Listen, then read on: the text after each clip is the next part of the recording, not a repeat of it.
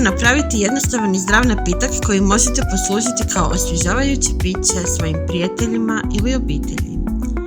Za green smoothie potrebna je jedna banana koju narežete na male komadiće. Zatim ogulite naranču i narežete je na kriškice.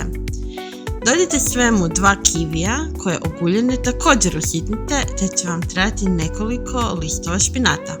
Nakon toga ubacite sve sastojke u blender, zalite s otprilike pola litre bademovog mlijeka i dodajte žlicu varošak cvjetnog meda. Blendite oko minute ili dok ne primijetite da su svi sastojci dobro usitnjeni, te natočite u čaše po želji. Aranžirajte kojom kriškom naranče i poslužite sa slamkom i vaši gosti će uživati. U slast!